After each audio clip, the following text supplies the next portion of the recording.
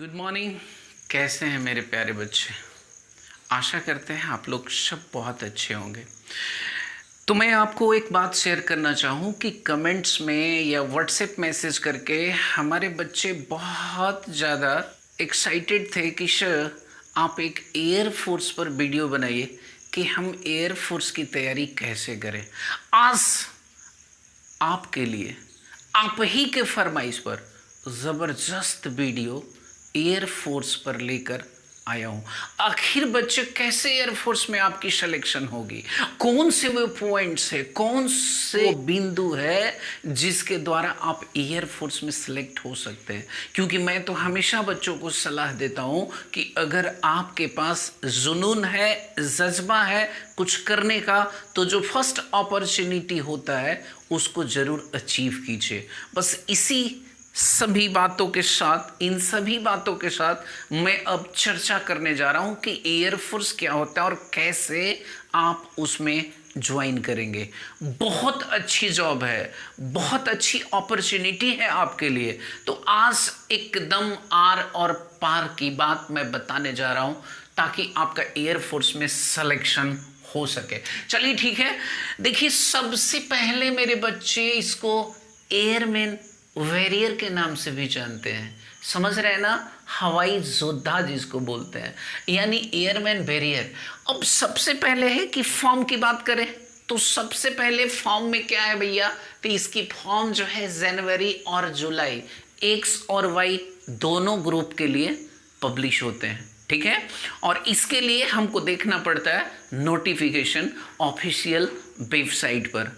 इसमें कोई डीमोटिवेट होने की ज़रूरत नहीं है, बस जो फैक्ट इंफॉर्मेशन है वही मैं आपको दे रहा हूं। और अगर आप फॉलो कर लिए तो एयरफोर्स में जाने से आपको कोई नहीं रोक सकता, बशर्ते कि आप में ये एलिजिबिलिटी होना चाहिए और आप इस क्राइटेरिया को अगर फुलफिल कर रहे हैं तो पक्का आपकी सिलेक्शन होगी। मेरी आशीर्वाद, मेरी दुआएं आपके साथ है। तो मेरे बच्चे, मैं बताना चाह रहा हूं कि एयरमैन वॉरियर के नाम से भी जाना जाता है, समझ रहे हैं। और इसकी जो फॉर्म होती है साल में 2 बार पब्लिश होता है, एक जनवरी और दूसरा जुलाई में। और ये दोनों फॉर्म एक्स और वाई दोनों ग्रुप की मैं बात बोल रहा हूं, ठीक है ना। एक्स वाई, एक चीज तो आपको क्लियर हो गया, पहला डाउट कि इसका फॉर्म साल में 2 बार आता है, एक्स वाई दोनों ग्रुप के लिए। चलिए ठीक है, ये हमारा क्लियर हो गया। अब दूसरे पॉइंट की तरफ चलते हैं। तो बच्चे, सबसे पहला कि एग्जाम पैटर्न इसका क्या होता है, ये भी तो एक बात है जो आपको जानना चाहिए कि एग्जाम का पैटर्न कैसा होता है। तो बाबू, ऑनलाइन मोड टेस्ट एग्जाम होता है। फिर से बाबू एक बार समझ लीजिए, एग्जाम पैटर्न क्या होता है, तो ऑनलाइन मोड टेस्ट एग्जाम होता है।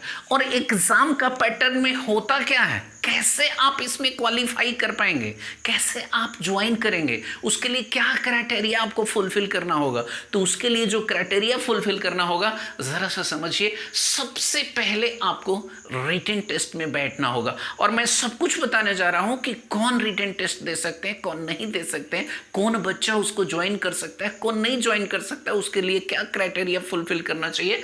सबसे पहले रिटन टेस्ट, अगर रिटन टेस्ट हो जाती है तो एडेप्टेबिलिटी टेस्ट आपको देना होगा। अगर उसके बाद आप हो जाते हैं तो फिर फिजिकल टेस्ट आपको देना होगा। उसके बाद होता है तो आप ग्रुप डिस्कशन एंड इंटरव्यू को फेस करना होगा, जो एसएसबी जिसको बोलते हैं सर्विस सिलेक्शन बोर्ड, और ये ज्वाइनिंग, यानी ये 5वां स्टेप में आप ज्वाइन करेंगे।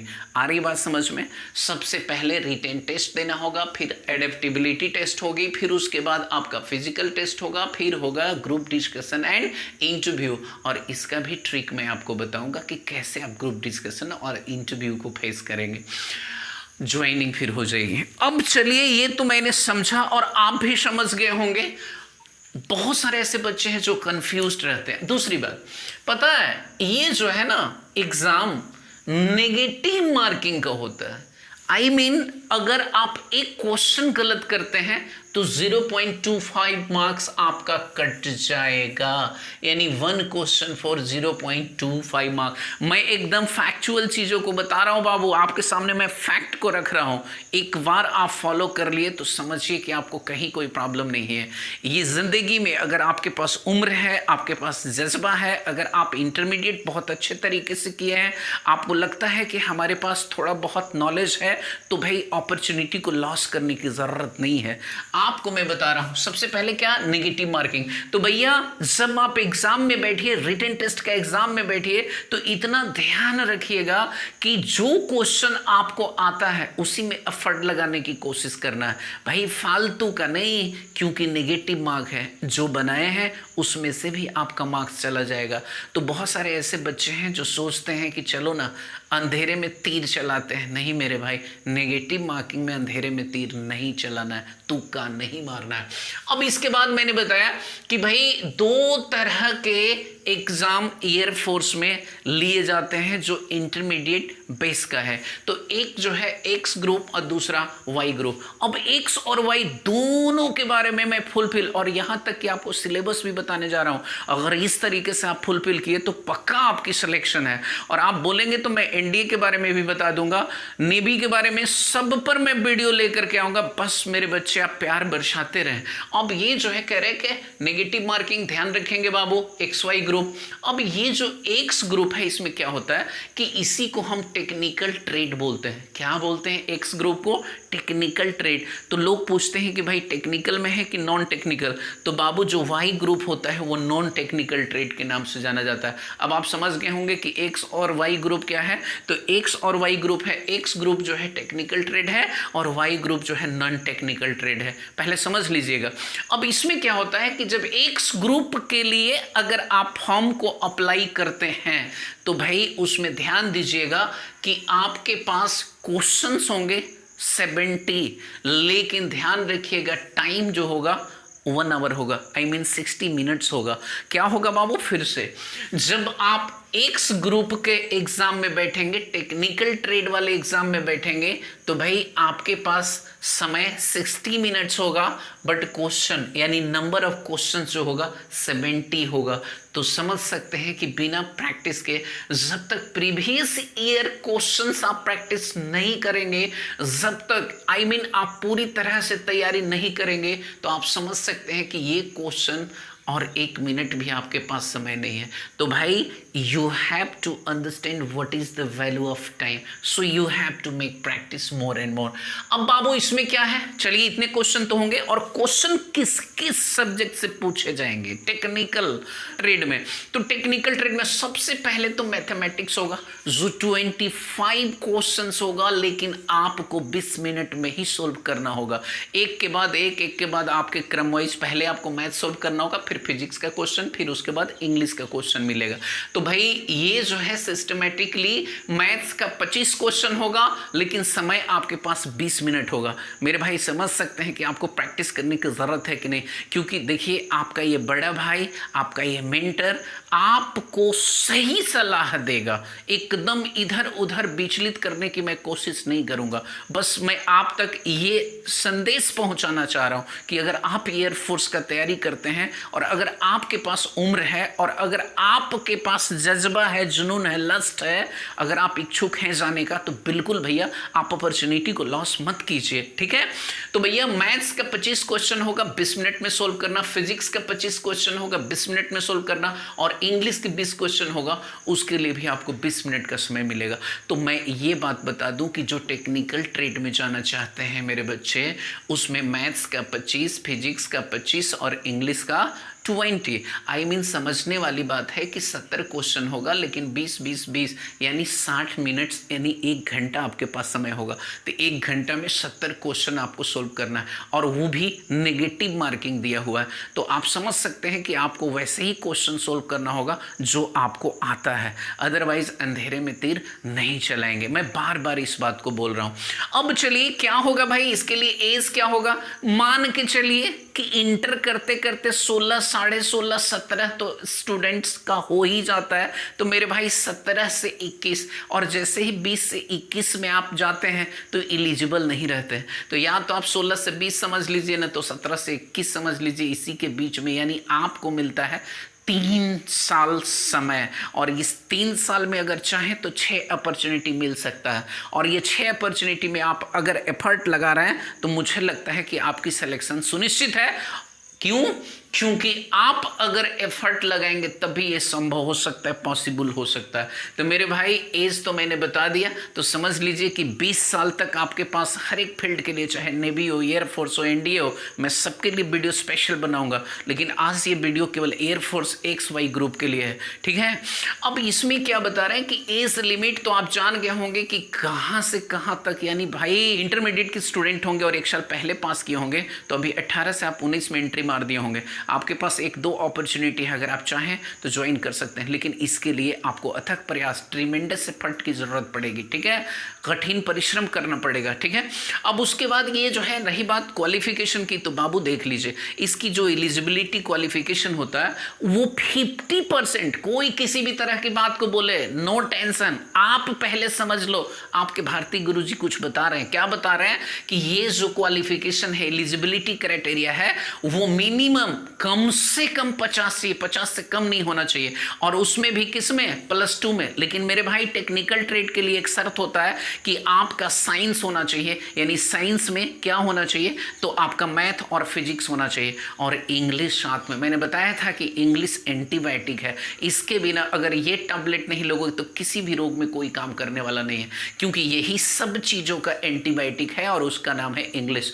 और चाहे X ग्रुप में बैठेगा फिर भी, Y ग्रुप में बैठेगा फिर भी आपको इंग्लिश की जरूरत पड़ेगी। तो मैंने क्या बताया, मिनिमम 50% मार्क्स +2 में चाहिए, और आपका जो कॉम्बिनेशन होना चाहिए उसमें मैथ और फिजिक्स होना चाहिए, और साथ में इंग्लिश में 50% मार्क्स भी होना चाहिए। ओनली 50, कम से कम, मिनिमम 50%, मैक्सिमम जितना ज्यादा उससे कोई मतलब नहीं है, ठीक है। अब ये इतनी सारे चीज हमारे पास अगर होता है तो हम इस फॉर्म को, अभी मैं बता रहा हूं केवल फॉर्म अप्लाई करने का तरीका, कि आपके पास क्या एलिजिबिलिटी होना चाहिए और कैसे आप फॉर्म को अप्लाई कर सकते हैं। अब मेरे बाबू एक चीज बताइए, अब आता है आपके साथ Y ग्रुप। मैंने बताया कि अगर X ग्रुप है तो टेक्निकल ट्रेड हो गया, और Y ग्रुप है तो नॉन टेक्निकल ट्रेड हो गया। तो देखिए 50% मिनिमम इन 12 से। मेरे भाई यहाँ पे समझिएगा, क्योंकि बहुत सारे हमारे बच्चे कंफ्यूज रहते हैं, जो आर्ट्स के होते हैं, कॉमर्स के होते हैं या साइंस के होते हैं, कि क्या सर मैं Y ग्रुप में या एयरफोर्स में मैं जा सकता हूं? तो मेरे बच्चे, आप टेक्निकल ट्रेड में तो नहीं जा सकते हो, लेकिन नॉन टेक्निकल ट्रेड में जा सकते हो। कौन? जिनका आर्ट्स भी सब्जेक्ट है, जिनका कॉमर्स भी सब्जेक्ट है। लेकिन ध्यान रखिएगा, कम से कम इंग्लिश में 50% मार्क्स होना बहुत जरूरी है, क्योंकि मैंने बताया एंटीबायोटिक। तो आप इंग्लिश, सिंपल सी बात है कि अगर आप साइंस लेते हैं फिर भी इंग्लिश, चाहे मैथ से, बायो से, किसी भी चीज से आप लीजिए, और अगर आर्ट्स लेते हैं फिर भी इंग्लिश, और अगर आप कॉमर्स लेते हैं फिर भी, यानी तीनों तरह का कॉम्बिनेशन के लिए इंग्लिश की जरूरत पड़ती है, ठीक है। तो भाई इसमें मैंने साफ साफ आपको समझाने की कोशिश किया, क्या कि अगर Y ग्रुप में फॉर्म, यानी नॉन टेक्निकल ट्रेड में फॉर्म को फिलअप करना चाहते हैं तो भाई 50% मिनिमम चाहिए 12th में, लेकिन एनी सब्जेक्ट, चाहे किसी भी सब्जेक्ट से, आप आर्ट्स से हो, साइंस से हो, किसी भी स्ट्रीम से हो, आई मीन आर्ट्स से हो, साइंस से हो, या फिर कॉमर्स से हो, लेकिन ध्यान रखिएगा साथ में इंग्लिश होना चाहिए, ठीक है।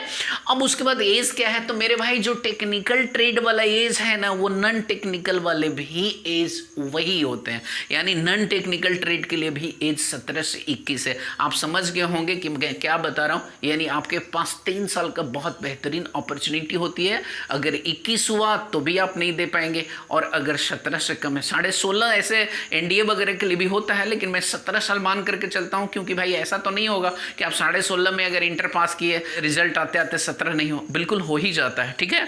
तो ये जो है एज क्या है, 17 से 21, यानी एक्सक्लूडिंग 1 और 2 पोस्ट। जब नॉन टेक्निकल की बात करते हैं तो इसमें 1-2 पोस्ट को छोड़ करके सारे पोस्ट जो होते हैं इतने उम्र को फुलफिल करते हैं, ठीक है ना, 1-2 पोस्ट को छोड़कर, एक्सक्लूडिंग ऑन और 2 पोस्टेड। ये देखिए नोट में एक चीज मैं बता दे रहा हूँ, कुछ ऐसे मेरे भाई बहन है, ठीक है, जो जानते हैं कि मैंने मैट्रिक किया है, लेकिन उसके बाद उन्होंने क्या किया है, तो डिप्लोमा का कोर्स कर लिया है। जरा देखिएगा, यानी 10 तो किया, उसके बाद डिप्लोमा 3 इयर्स का कर लिया। आ रही बात समझ में?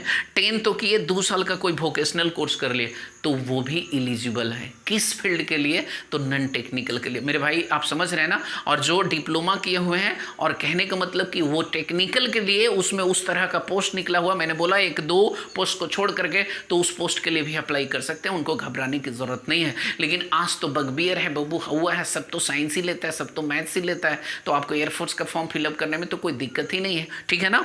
तो ये जो कहने का मतलब है, क्या बाबू समझिएगा बात को, मैंने क्या बताया कि अगर 10 है और प्लस डिप्लोमा कोई भी कोर्स 3 इयर्स का है, तो आप वहाँ पे फॉर्म को फिलअप कर सकते हैं। अगर 10th के पास हैं और उसके बाद 2 इयर्स का कोई वोकेशनल कोर्स वगैरह किए हुए हैं, तो भी आप फॉर्म को फिलअप कर सकते हैं। अब इसका पैटर्न क्या होगा, इसमें तो मैंने बताया कि मैथ्स पूछेगा, इसमें बताया कि फिजिक्स पूछेगा, इसमें बताया कि इंग्लिश पूछेगा, इसमें भाई और कुछ नहीं पूछेगा। क्या पूछेगा? मैथ्स पूछेगा, फिजिक्स। तो भाई मैथ्स जो है ना, इंटर का मैथ्स बेहतरीन तरीके से आप कर लो ना, मैथ्स में ही तो आप इंटरेस्टेड हो। तो जब मैथ्स में आप इंटरेस्टेड हो और बचपन से लेकर आज तक मैथ ही पढ़ रहे हो, तो फिर सोचने वाली बात है ना कि क्यों नहीं आप इसको बेहतरीन तरीके से तैयारी करो। और ये फिजिक्स है तो आप तो पढ़े हो, मैट्रिक में फिजिक्स पढ़े, इंटर में फिजिक्स पढ़े, लेवल भी आपका वही होगा एयरफोर्स का। ऐसा तो नहीं है कि बहुत टफ पूछता है, बस आप प्रैक्टिस में हो, रेगुलर प्रैक्टिस में हो, आपके दिमाग में होना चाहिए कि नहीं मेरा सिलेक्शन होना चाहिए। और ये इंग्लिश है तो भाई इंग्लिश तो मैंने बताया कि ये टेक्निकल ट्रेड के लिए भी इंपॉर्टेंट है और नॉन टेक्निकल ट्रेड के लिए भी इंपॉर्टेंट है, क्योंकि जो टेक्निकल ट्रेड में है वही नॉन टेक्निकल ट्रेड में। इसीलिए तो मैंने बोला कि इंग्लिश एंटीबायोटिक है। खैर छोड़ दीजिए, यहां पे चलते हैं। तो मैंने क्या बताया बाबू कि अप्लाई। अब देखिए इन नॉन टेक्निकल, ये तो टेक्निकल का बेस हुआ कि फिजिक्स का क्वेश्चन होगा, मैथ्स का क्वेश्चन होगा, इंग्लिश का होगा, फिजिक्स से 25 क्वेश्चन होगा, इंग्लिश से 20 क्वेश्चन होगा, मैथ्स का 25 क्वेश्चन होगा और टाइम 60 मिनट्स होगा। लेकिन इसमें क्या है बाबू, आपका क्वेश्चन होगा 50 और 50 क्वेश्चन में रागा से 30 क्वेश्चन होगा और इंग्लिश से 20 क्वेश्चन। आप समझ लीजिए 50 क्वेश्चन का नॉन टेक्निकल ट्रेड का एग्जाम हो रहा है और उसमें 20 क्वेश्चन केवल इंग्लिश का है। तो मैं हमेशा आपको इंपॉर्टेंट समझाता हूं कि कुछ बिहार बोर्ड के ऐसे टीचर होते हैं जो मैथ्स या फिजिक्स या केमिस्ट्री पढ़ाते हैं, वो क्या कह देते हैं बच्चों को कि अरे इंग्लिश पढ़ने की क्या जरूरत है, भाई कंपलसरी है। लेकिन आज आपको इंपॉर्टेंट समझ में आ रहा होगा कि मैं ये नहीं कह रहा हूं कि आप फिजिक्स नहीं पढ़िए, केमिस्ट्री नहीं पढ़िए, मैथमेटिक्स नहीं पढ़िए, मेरे भाई सारे सब्जेक्ट पढ़िए, जीके जो पूछा है वो पढ़िए, एसएसटी पढ़िए। लेकिन मेरा कहना है कि साथ में आप इंग्लिश को लेकर के चलिए, क्योंकि आपके करियर के साथ धोखा हो सकता है, आगे विधिवत फंस सकते हैं। और अगर कुर्सी का 4 टांग है और एक टांग भी फ्लॉप होता है तो आप गिर जाएंगे। तो बिना इंग्लिश के भाई आप नहीं कर पाएंगे। आप देख लीजिए बहुत सारे कॉम्पिटिटिव एग्जाम्स हैं जहां पे जीडीए इंटरव्यू लिया जाता है तो इंग्लिश में ही लिया जाता है। आप क्या करेंगे, जो उस समय मैट्रिक में आप पढ़ रहे थे, इंटर में पढ़ रहे थे, इंग्लिश क्या करोगे पढ़ के, तो बताओ आगे आप जाओगे तो अब क्या करोगे। तो मेरे भाई केवल जनरल डिग्री लेकर के और अटैची में सूटकेस में सरिया देने से कुछ नहीं होने वाला है। उस डिग्री की वैल्यू को समझो और आगे अगर आप एलिजिबल हो तो कुछ करो, कुछ करना होगा मेरे भाई। तो मैंने क्या बताया कि भाई इसमें एक रागा होता है, आप जानते होंगे कि रीजनिंग होता है, मैथ्स होता है और उसके बाद जनरल अवेयरनेस होता है, और ये सब मिला के इसको रागा नाम दिया गया है, ठीक है। उससे 30 क्वेश्चन होगा और 30 क्वेश्चन क्या होगा मैं आपको सिलेबस बताने जा रहा हूं। अगर इस सिलेबस पर आप बेहतरीन तैयारी कर लिए तो समझ लीजिए कि आपका रिजल्ट पक्का है। और मैं आपको 10 पॉइंट सफलता के सूत्र के रूप में देने जा रहा हूं। आज के बाद उसको दिमाग में बैठा लीजिएगा, 10 पॉइंट सफलता के सूत्र के रूप में। तो बाबू मैंने क्या बताया, इंग्लिश का 20 क्वेश्चन होगा और इंग्लिश का क्या सिलेबस होगा ये भी मैं आपको बताने जा रहा हूं। तो ये बताया कि इंग्लिश का 20 क्वेश्चन होगा और रागा मतलब रीजनिंग, मैथ्स और किस चीज का, जनरल अवेयरनेस का, जीके जीएस का क्वेश्चन जो होगा वो 30 मिला करके, ये तीनों मिला करके 30 क्वेश्चंस होंगे।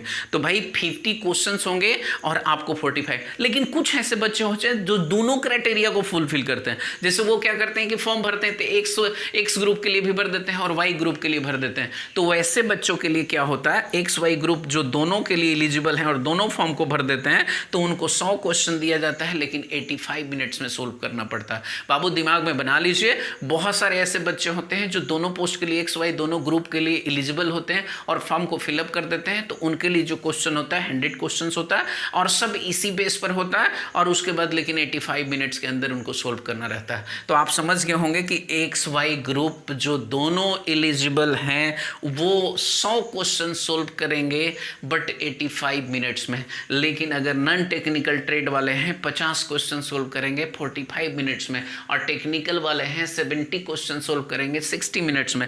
अब मेरे भाई मैं बता रहा हूं इसके पहले, अभी सिलेबस बताने के पहले सफलता का मैं 10 सूत्र बता रहा हूं कि एयरफोर्स में आप कैसे जा सकते हो, कैसे आप तैयारी कर सकते हो। तो देखो, सबसे पहला, कहीं भटकने की जरूरत नहीं है, आज डिजिटल इंडिया है, डिजिटल वर्ल्ड है, और इस दुनिया में आपके पास सबसे अच्छी चीज जो है, सबसे अच्छी संसाधन आपके पास मोबाइल है। सब कुछ आप उस पर देख सकते हैं कि क्या है सही और क्या है गलत। आप खुद भी सर्च कर सकते हैं क्योंकि आप इंटर पास हैं, आप एडल्ट हो चुके हैं, 18 वर्ष आपका हो चुका है, यानी सोचने वाली बात है कि आपके पास वोट देने का अधिकार है। आप समझ लो कि सरकार बना सकते हो। आप सोच लो कितने बड़े लोकतंत्र में आप रह रहे हो। खैर छोड़ो उस सब बातों को, मैं बता रहा हूं। बाबू एयरफोर्स में जाना चाह रहे हो तो सफलता के 10 सूत्र। सबसे पहले कि आप खुद नोटिफिकेशन देखो कि भाई क्या फॉर्म फिलअप किया जा रहा है, क्या फॉर्म पब्लिश हुआ है, क्या मार्केट में आया है, या मैं ऑनलाइन इसको फॉर्म को फिलअप कर सकता हूं, या जो भी हो, जिस तरह का ऑनलाइन ऑफलाइन जिस तरह का व्यवस्था हो, सबसे पहले नोटिफिकेशन देख करके आपको संतुष्ट होना है।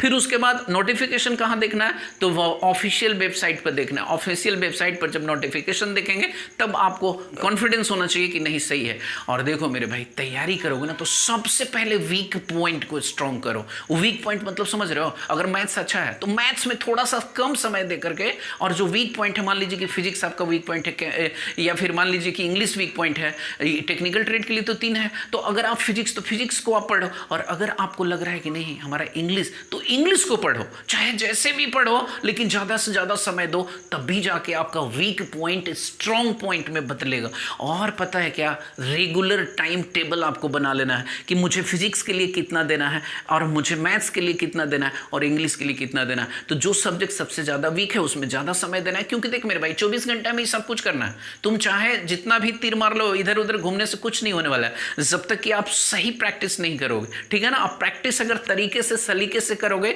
मेथड से करोगे, तो मुझे लगता है कि आप एकदम डेवलप कर जाओगे और आपकी रिजल्ट होगी। मुझे पूरा विश्वास है, मेरे आत्मविश्वास है, मेरे पास सेल्फ कॉन्फिडेंस है कि आपको जरूर सफलता मिलेगी। तो रेगुलर टाइम टेबल होना चाहिए भाई। देखो यार, अभी थोड़ा सा समय को बचाओ, बस यही मैं बता रहा हूं। समय को बचाने का मतलब हुआ कि इधर उधर कम करो यार, और आप एक काम करने की कोशिश करो कि बस रेगुलर टाइम टेबल के अनुसार लग जाओ। क्योंकि अगर आज आप सोते हो तो कल आपको टेंशन में जगना पड़ेगा, लेकिन अगर आज आप टेंशन में जगते हो तो कल समझ लो कि चैन से सोओगे। और आपकी जो पीढ़ी होगी, आपकी जो जनरेशन होगी, वो भी आपके लिए बहुत दुआएं करेगा कि भाई मेरे भी कोई थे जिन्होंने इस तरह का काम किया, अच्छा किया। आप किसी के लिए आदर्श बन सकते हो। खैर चलिए, तो मैं बताऊं और क्या करोगे कि प्रीवियस ईयर क्वेश्चन, 10 साल का क्वेश्चन ले लो ना मेरे भाई, और देखो 10 साल का क्वेश्चन में क्या क्या पूछता है, किस तरह का मैथमेटिक्स है, किस तरह का इंग्लिश है, और किस तरह का फिजिक्स का क्वेश्चन है। अगर न्यूमेरिकल है तो न्यूमेरिकल उस पर सोल्व करो, चाहे जो भी द बेस्ट बुक होता है उसको पढ़ो। अब मैं बता रहा हूं, उसके बाद अगला पॉइंट जो छठा है बाबू, कि अच्छे टीचर से एडवाइस लो। देखो, अच्छे टीचर से एडवाइस लेने का मतलब, आपको लगता है कि नहीं इनको इनके पास नॉलेज है, ये जो है हमें कुछ बता सकते हैं, तभी। नहीं तो भाई मार्केट में टीचरों की कमी नहीं है, आजकल सारे बच्चे कुछ नहीं तो सब टीचर ही बनना है, ठीक है ना। तो मेरा कहना है कि सब कोई टीचर ही बनेंगे तो फिर स्टूडेंट्स कौन रहेंगे। तो आप समझ लीजिए वैसे टीचर को सिलेक्शन करना है जो आप जिनको अच्छा मानते हो, आपको लगता है कि मेरे को ये सजेस्ट कर सकते हैं, तभी। नहीं तो डेविएट कर देंगे, पूछोगे कुछ बताएंगे कुछ, ठीक है।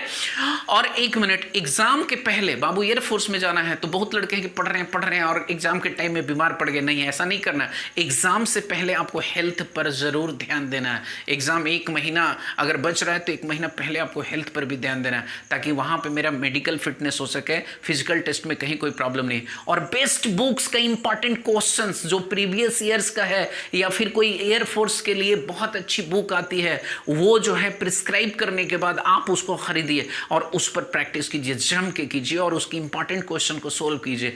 उसके बाद आपको इंग्लिश स्ट्रॉन्ग करना पड़ेगा, ये आपकी मजबूरी है।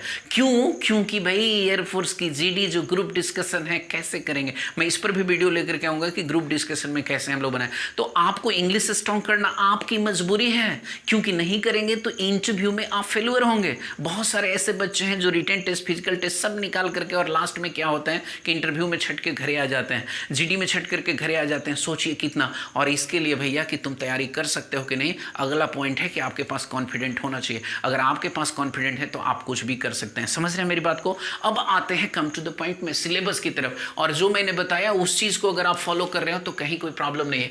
तो देखो बाबू, सिलेबस क्या है, तो इंग्लिश का सिलेबस सबसे पहले समझ लेते हैं, क्योंकि एक्स वाले ग्रुप का और वाई वाले ग्रुप का दोनों के लिए VBI है, बहुत बहुत इंपॉर्टेंट है, इसलिए आप समझ सकते हो। देखो मेरे भाई, पैसेज प्रैक्टिस का चीज है। अगर आपके पास वोकैब्स है, अगर आप 10-5 वर्ड्स मीनिंग डेली आप कंप्लीट करते हो या फिर आप बनाते हो, क्यों नहीं, ऐसा कोई जरूरी नहीं है कि आप कहीं ट्यूशन से आ रहे हैं तभी आप कुछ कर सकते हैं। नहीं यार, बहुत कुछ कर सकते हैं, ठीक है, लेकिन आप में वो होना चाहिए, लस्ट होना चाहिए कि नहीं मुझे करना है। पैसेज कुछ नहीं, शुरू में बनाओगे समझ में नहीं आएगा, लेकिन जब बाद में बनाओगे तो सब आपको समझ में आने लगेगा मेरे बाबू, आप समझ लो। तो पैसेज जो है ना, ऐसा देखा जा रहा है, मतलब शुरू से ही आप क्वेश्चन उठा करके देख लो एयरफोर्स का कि उसमें जो है क्या होता है कि क्वेश्चन में कि पैसेज जैसे ही हम लोग बनाते हैं तो भैया 5 नंबर का क्वेश्चन पैसेज का जरूर होता है। और जब पैसेज का 5 नंबर का क्वेश्चन होता है तो पैसेज तो आपको बनाना होगा, चाहे इस ग्रुप में जाइए चाहे वाई ग्रुप में जाइए, आपको इंग्लिश पढ़ना ही पढ़ना है, नहीं पढ़ने का कोई सवाल ही नहीं। और फिलर बाबू देखो, फिलर क्या है ना, फिलर बनाने के लिए आपको पार्ट्स ऑफ स्पीच की जरूरत पड़ेगी, और पार्ट्स ऑफ स्पीच आपका कंप्लीट होना चाहिए। क्यों? ऐसे क्वेश्चन देखा गया है कि 3 से ज्यादा फिलर में पूछा जाता है भरने के लिए, फिल इन द ब्लैंक्स में, आर्टिकल्स का, प्रीपोजिशन का और कंजंक्शन का। तो मेरे बाबू एक चीज मैं बता रहा हूं कि एक जो यहां पे देख रहे हैं ना, नाउन एडजेक्टिव एडवर्ब, इसको फॉर्मेशन ऑफ वर्ड्स बोलते हैं। नाउन से एडजेक्टिव बनाने के लिए बोल देता है, एडजेक्टिव से एडवर्ब बनाने के लिए बोल देता है, एडवर्ब से नाउन बनाने के लिए बोल देता है, इसको फॉर्मेशन ऑफ वर्ड बोलते हैं। तो जब नाउन आ गया, एडजेक्टिव आ गया, एडवर्ब आ गया, आर्टिकल्स, प्रीपोजिशन, कंजंक्शन आ ही गया, तो बचा क्या मेरे भाई? इंटरजेक्शन। तो वो भी कोई चैप्टर होता है क्या? तो मेरा कहना है कि बाबू फिलर के लिए आपको पार्ट्स ऑफ स्पीच अगर स्ट्रांग है तभी जाकर के आप फिलर बना पाएंगे। क्यों? क्योंकि इंग्लिश में 20 मार्क है तो 5 तो पैसेज चला गया और 5 नंबर ये फिलर में चला जाएगा आपका, यानी प्रीपोजिशन, आर्टिकल्स, कंजंक्शन का जो क्वेश्चन होगा। और मेरे भाई वॉइस नरेशन से एक एक क्वेश्चन पक्का, कोई भी आप प्रीवियस ईयर का क्वेश्चन उठा करके देख लीजिए, आपको पक्का रहेगा वॉइस और नरेशन से एक एक क्वेश्चन रहना ही, यानी 2 नंबर का क्वेश्चन रहता है। और सेंटेंस एरर की बात है, कॉमन एरर जिसको बोलते हो, स्पॉट एरर बोलते हो। भाई एरर कैसे बनाओगे? तो जब नाउन ठीक होगा, प्रोनाउन ठीक होगा, ये सारे चीज मतलब पार्ट्स ऑफ स्पीच सही होंगे तभी तो आप एरर बना पाओगे। और एक चीज में इसीलिए मैंने बाबू क्या किया है, आप मेरे चैनल पर जाओ, यूट्यूब चैनल हमने बनाया है वैसे बच्चों के लिए जो कहीं जाकर के ऑफलाइन में क्लास नहीं कर सकते, या वैसे बच्चे जो हमसे पढ़ाई कर रहे हैं या कहीं और पढ़ाई कर रहे हैं और उनको टॉपिक क्लियर नहीं हो पा रहा है, तो वो मेरे महिंद्रा इंग्लिश हब के यूट्यूब चैनल पर जाएं और सर्च करें, और सर्च करने के बाद भाई देखें उस पर नाउन का प्रॉब्लम, यानी basic facts of English grammar से क्या है ग्रामर, शुरू से लेकर के मैंने बहुत सारा वीडियो अपलोड कर दिया। और मैं कोशिश करूंगा कि एक के बाद एक वीडियो अपलोड करूं, मैं पूरा ग्रामर, पूरा ट्रांसलेशन, पूरा राइटिंग स्किल या पूरा जीडी जो भी होता है सब अंग्रेजी से रिलेटेड जितने भी, चाहे वर्ड्स ऑफ न्यूज़पेपर, सबसे रिलेटेड वीडियो अपलोड कर रहा हूं। धीरे धीरे धीरे धीरे मतलब मैं बहुत ज़्यादा वीडियो अपलोड कर दूंगा ताकि आपको कहीं कोई प्रॉब्लम नहीं हो। तो बाबू देखो क्या है, सेंटेंस एरर, उसमें नाउन का एरर कैसे चुनते हैं, प्रोनाउन का एरर कैसे चुनते हैं, वर्ब का एरर कैसे चुनते हैं, इस तरीके से आपको सारा कुछ बताया गया है। तो एंटोनिम्स देखो मेरे भाई, ये लॉटरी होता है। लॉटरी का मतलब समझिए इसको क्या करना है, तो एसएससी का एक ले लीजिए प्रीवियस ईयर का क्वेश्चन बैंक, अगर करना है तब आपको जाना है तब एसएससी का प्रीवियस ईयर का क्वेश्चन बैंक ले लीजिए और जितना सिनोनिम एंटोनिम्स पूछा है ना भाई सब आप कंप्लीट कर लीजिए, और फिर एयरफोर्स का प्रीवियस ईयर का क्वेश्चन लीजिए और जितना सिनोनिम एंटोनिम्स पूछा है। क्यों? क्योंकि परीक्षा में क्वेश्चन जो है रिपीट होते हैं, सिनोनिम एंटोनिम्स रिपीट होते हैं। वो कहां से लाएगा मेरे भाई? वहीं से लाएगा, क्योंकि वो स्टैंडर्ड को समझ रहा है कि भाई हमें क्या पूछना है, ठीक है। तो ये जो है, और फिर उसके बाद नाउन, एडजेक्टिव और एडवर्ब का फॉर्मेशन, ठीक है। और ये जितने सारे देख रहे हैं ना, सबसे रिलेटेड मैं वीडियो बना करके डालूंगा। बस एक बार चैनल पर जाना है महिंद्रा इंग्लिश हब पर और आपको सर्च करना है, और उसके बाद जो वीडियो नाउन का खोजेंगे, प्रोनाउन का खोजेंगे, वर्ब का खोजेंगे, एडवर्ब का खोजेंगे, नरेशन का खोजेंगे, वॉइस, सब आपको मिलेगा। ठीक है ना।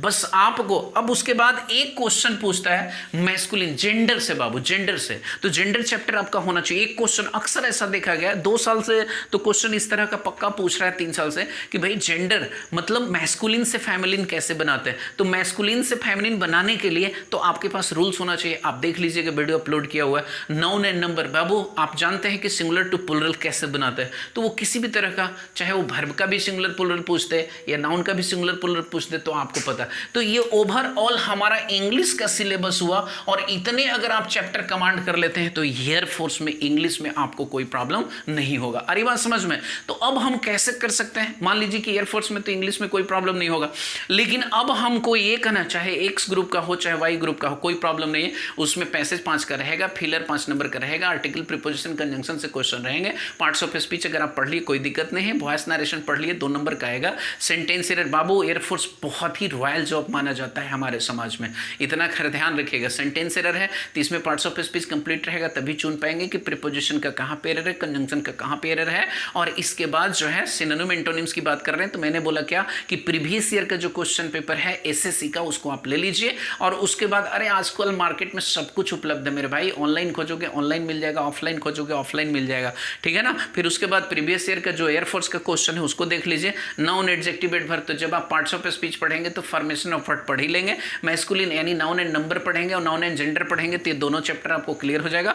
अब चलते हैं बाबू क्या चीज में, तो भाई मैथ्स से क्या क्वेश्चन होगा। तो देखिए ऐसे रिकमेंड करते हैं कि मतलब बहुत सारे ऐसे टीचर्स हैं जो विद्वान हैं या बहुत सारे बच्चों को एयरफोर्स में सिलेक्शन करवा चुके हैं, आर.एस. अग्रवाल की किताब को रिकमेंड करते हैं। लेकिन आप अपना देखिएगा, अपने तरीके से देखिएगा, मैं किसी का प्रचार नहीं कर रहा हूं, बट ये मैं बता रहा हूं कि जैसे इससे टॉपिक जो है ट्रायंगल देख लीजिएगा, रेशियो एंड प्रोपोर्शन देख लीजिएगा, परसेंटेज देख लीजिएगा, नंबर सिस्टम देखिएगा, अलजेब्रा देखिएगा, ट्रिगोनोमेट्री देखिएगा, टाइम एंड वर्क, मेंसुरेशन, ठीक है ना। ये सब चैप्टर जो है पूछा जाता है। कितना नंबर का बाबू, तो 7 से 9। तो कहां पे, तो आप समझ गए होंगे मैंने क्या बताया कि भाई इसमें भी मैथ्स होते हैं, मैथ्स तो इसमें भी होते हैं, उसमें फिजिक्स होता है, इसमें क्या देता है, जनरल साइंस, जनरल अवेयरनेस दे देता है, जीके जीएस दे देता है। तो आपको तैयारी तो करना होगा, अगर दोनों में आप एलिजिबल हैं तो दोनों के लिए आप तैयारी कीजिए। तो यहाँ पे मैंने बताया कि मैथ्स से रिलेटेड, और मैथ्स से रिलेटेड तो आप बहुत अच्छी तरीके से जान सकते हैं। अब रही बात रीजनिंग, तो जानते हैं रीजनिंग के लिए क्या है, कोई भी बुक्स पढ़िए कोई प्रॉब्लम नहीं है, बट प्रीवियस ईयर का क्वेश्चन जरूर देखिए जो एयरफोर्स में पूछा जाए।